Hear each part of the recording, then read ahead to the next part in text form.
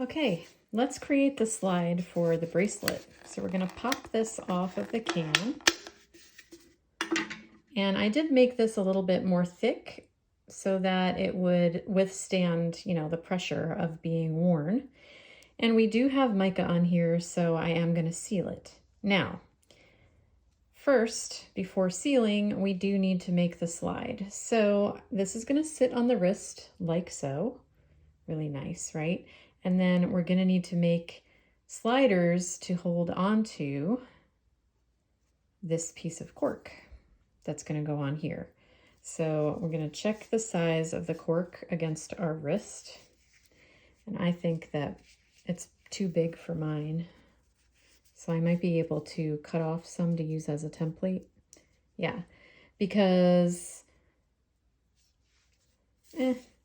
if you have extra, go ahead and do this part. But if you don't, we can just do it like this. I don't want to cut it off because I want room to play in the end. So what we need here is a piece of clay that's going to be attached to the back of this and allow this to slide under it. So I have taken the same color and rolled it out to a number 2 on my pasta machine. This piece doesn't have to be really, really thick. But what it does need to be is big enough that this is going to be able to go through it. And also, now this can be baked, so I'm just thinking my way through this. Okay, so we need to have some to press down on here, and it also needs to go over this. So I'm going to go ahead and cut outside of it. And of course, it goes this direction.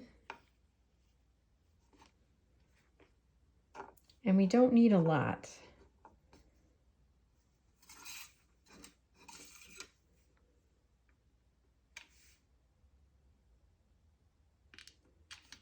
Okay, so about this much should be good. I'm going to put this here.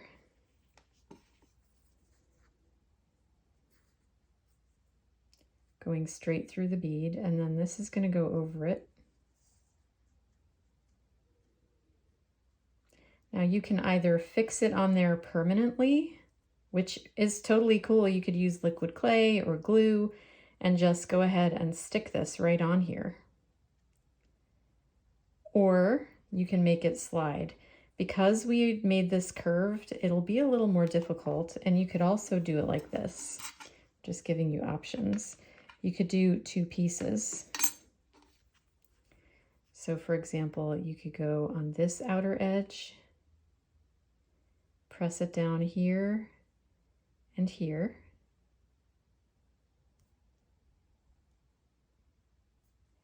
And then on this edge as well.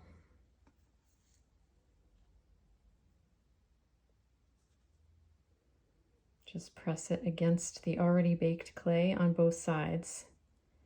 And this will create the slide.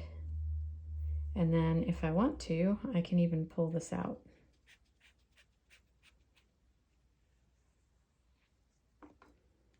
And then I can pretty up these edges where they're touched down so that they're more blending right into the clay underneath.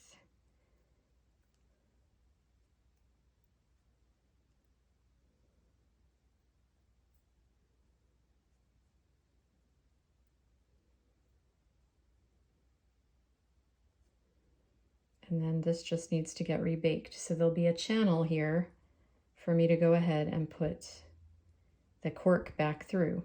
Now, if you're concerned that the channel might close, we can use a piece of paper. So for example, I have an index card here. And this is always a fun thing to try, is just making paper templates for things. So we'll do 2 of them because I don't want pressure on, I don't want pressure of the bend on the paper to actually cause these to pop off while they're baking. So I'm just going to slide this paper in here.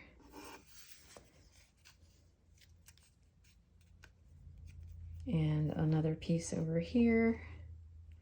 And that will just hold this channel up and keep it from collapsing on itself during the baking process. Okay, so this needs a rebake for the full time and temperature, and then we will have a bracelet. Let's talk earrings. I feel like I have enough stuff here to make at least 4 pairs of earrings, maybe 6. So how you combine them is really up to you. I want to do the clay part because I really want to show you how to do that. And I think I even may just make some fun crystals to dangle from the bottom of these and show you how you can blend those into, I mean, the crystal could go on here. So many different ways. We can do a hamsa with a flower or a flower with a hamsa. If you love big earrings, you can go flower, hamsa, crystal, and just make them big and long. So many options in this kit. Okay, so I'm overwhelmed. The one thing I do know I want to do is make a layered earring for you because I think that this piece here is a lot of fun and I want to use the glitter. So I'm going to stick with my bronze clay because I think that it's a great color for this technique and I really want to use my stamp. So let's go ahead and impress the stamp.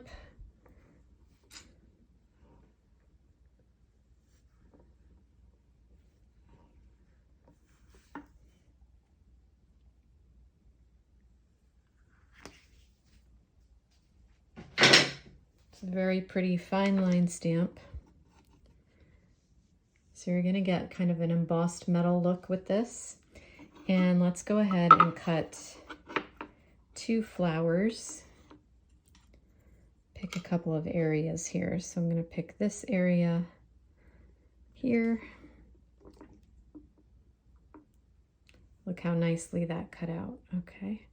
And set that to the side. And then we'll pick another area that's similar in pattern.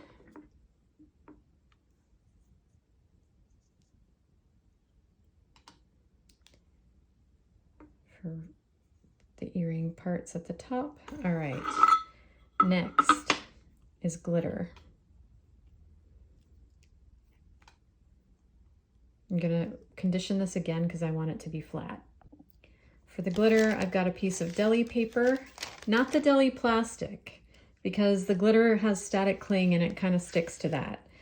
And I'm only gonna be using this small piece here, so I don't need to glitter this entire piece of clay. I just need enough room to do 2 of these. So if I kind of go here and here with it, then all I really need is, let's see.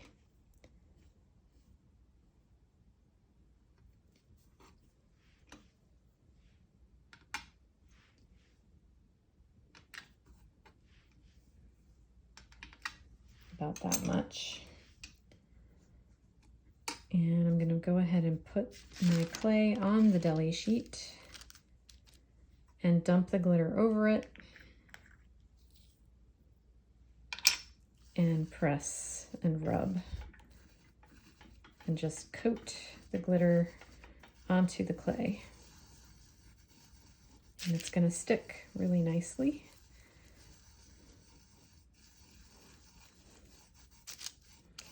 And for just a minute here, I'm going to leave it like this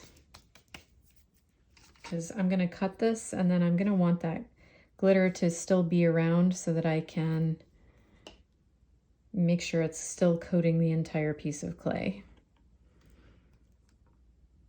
You'll see what I mean in a minute. So there's my one piece.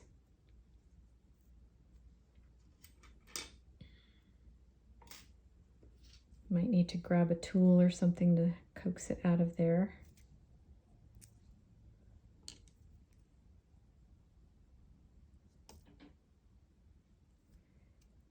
And then here's my other piece.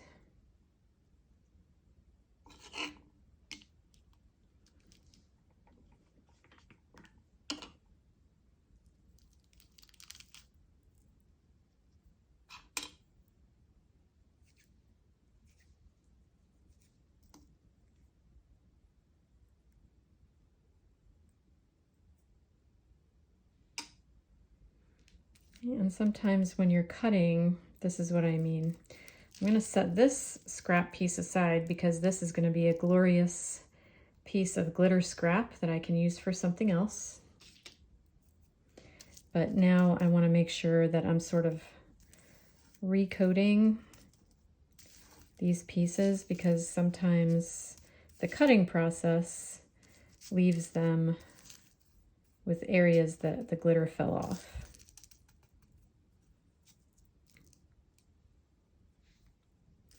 And we'll deal with the little sort of parts that stick out after baking the same way that we did with the wall hanging piece, if you got the box video, using a combination of X-Acto blade and sanding sticks to get any glitter off the edges that's in a weird spot.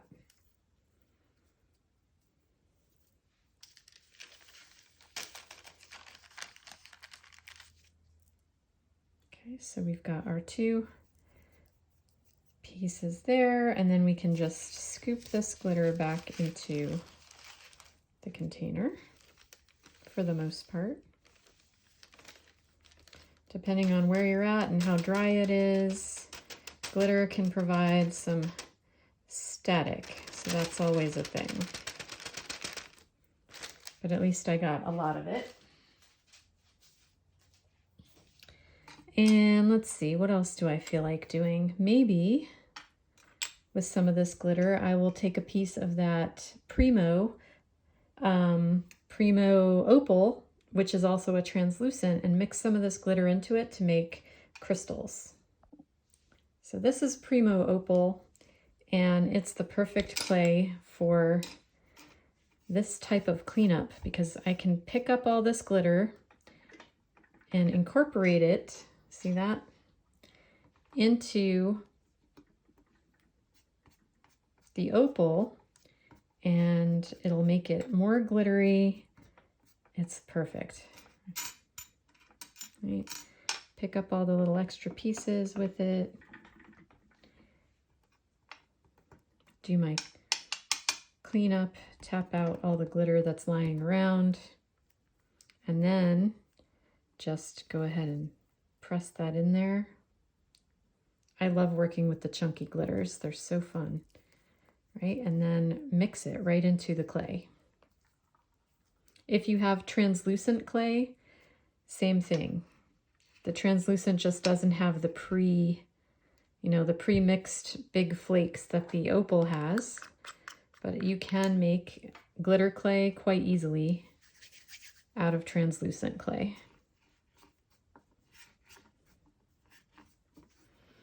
My favorite thing to do when I'm working with glitters is to keep some glitter or some translucent clay on hand, and I just kind of pick it up like this. I'm rolling over my work surface, grabbing all the glitter so it doesn't get all over my house, and making some confetti clay for myself for future projects.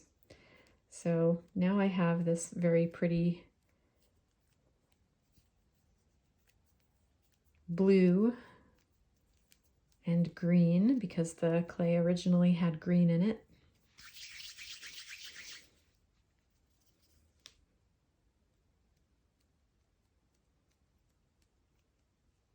And when this bakes up, it's going to be really cool.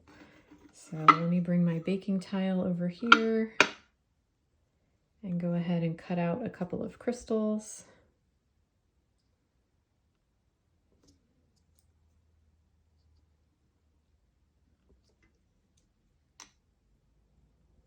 All right, and we'll use those to hang on the bottom of something. I'm thinking this. I think I want to do little dangles for that. So into the oven we go. Okay, I'm ready to make earrings. So I just made my little crystals. This is going to be a really simple earring. I'm going to drill a hole, attach it with a jump ring, and probably just use like a huggy at the top. This is called a huggy. It's a lever back basically, but it's round. So they open like that and close around the ear. So I really like huggies. They're a lot of fun. And then I have these very pretty hooks with a little rhinestone on them. And if you know me, you know that I like bling. So that's what I'm gonna do with this pair of earrings. So look at how these turn out. You've got your stamped piece, and then this piece hugs around it. So I decided that also when I put this together, I'm gonna make the hole at the top, I'm gonna dangle this through that hole with it. So it's gonna have this look. It's gonna be layered at the top with that extra little lotus and then the dangling part here. So I need some holes and I'm gonna get my drill out. So for this, you just need to decide where is the top and then where are we gonna be attaching this piece. And I'm going to hang it from jump rings on the sides here. So I've gotta have holes that will line up and put those in the correct place.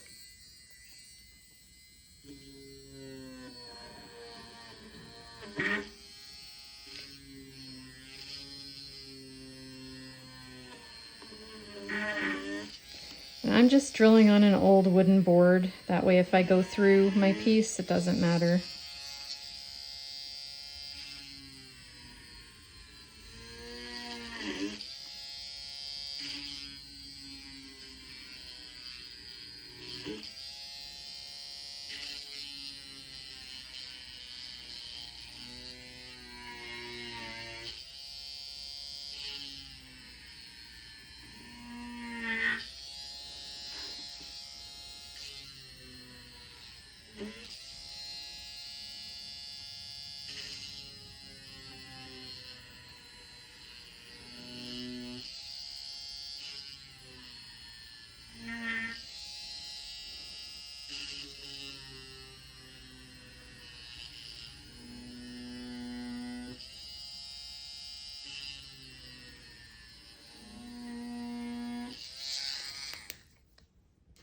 Okay, now this is very small area up in here.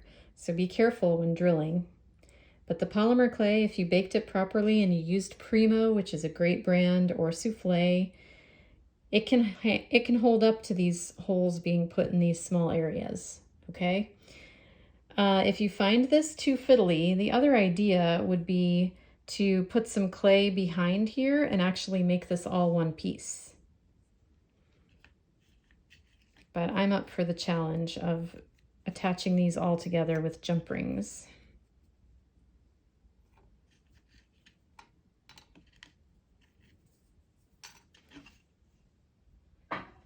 So I have different sizes here, and this is a bigger one that I think is going to be good for this fine work on the sides here. So let's see.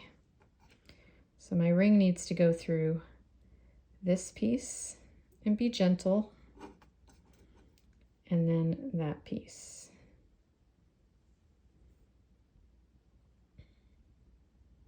And sorry, squeeze it closed. And then on the other side, same thing.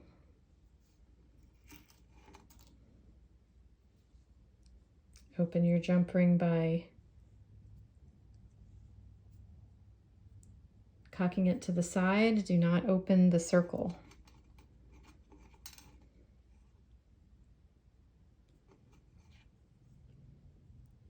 This one might be a little bit more of a challenge because I have to get through this piece without wrestling with it. There we go, not too hard.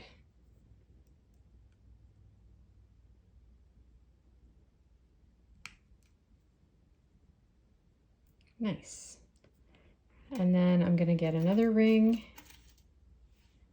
and this is gonna be a fun thing to show you. So we're gonna put the charm on the ring, put the ring through the top of the earring, and then while this is still open, we're going to get a smaller ring because we need to jump a space now. I'll explain that in a second. So that small ring is to jump the space between the earring and the wire. Because what happens here is that this wire is facing in this direction, And so is the ring at the top of the earring. It's also facing, hang on, this way. So if I were to attach them together, then the earring wire would face sideways. So I need a jump ring in between the space. That's what jump rings are for. They jump the space and they help you to line things up properly. So just make sure you put this on facing front, close that gap, and that was easy.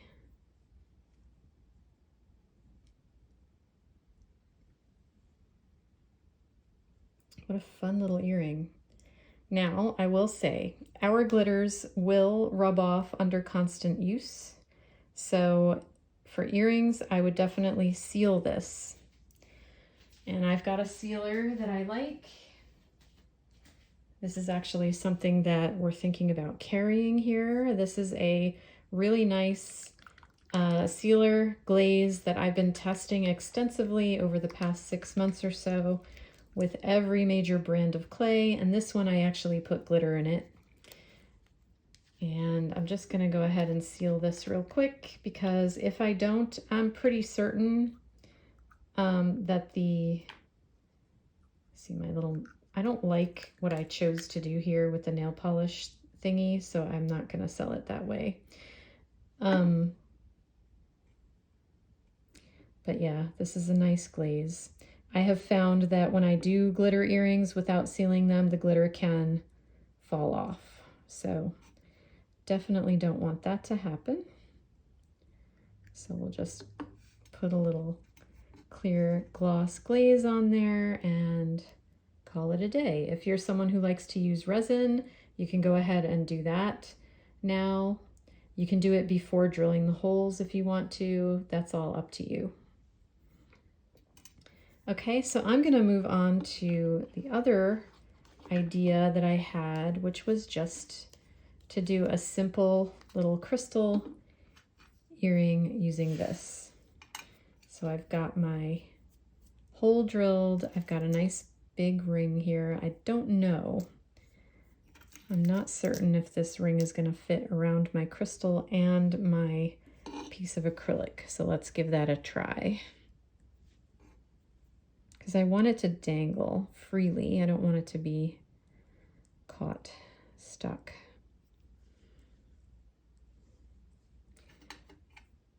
It might be too thick and I might need a bigger ring. I suspected that was the case. Okay, so find yourself a jump ring that's probably, I would say, this needs a little sanding.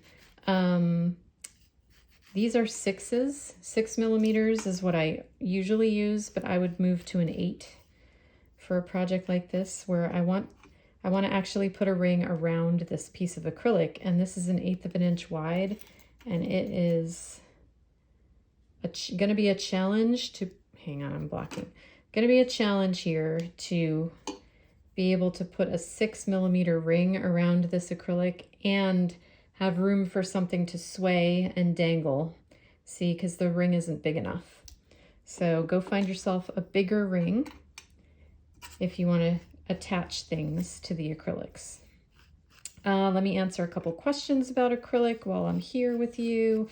No, I would not bake the acrylic in the oven because it's a plastic and it's not meant for that, and it will get soft. And I don't know if that means it's like releasing any fumes into your atmosphere. I just wouldn't do it. I've tried before to bake acrylic because I was being a rebel and I know that it doesn't work out. So I just wanted to show you what this looks like with the Primo Opal and the glitter inside of it. This is really quite a fun thing to do with that clay, is to add additional glitters and inclusions to it, because the whole body of the clay is translucent. So whatever you put in it is going to just increase the effect. You can use alcohol inks if you want to color it, anything you want, but I usually just load it up with glitter, and I find that it colors the clay and I love how it looks. So enjoy making your projects. I'm going to finish this one off. I love how this came out. So fun. And I can't wait to see what you make. So come on over to the Polymer Clay Tribe and post your pictures.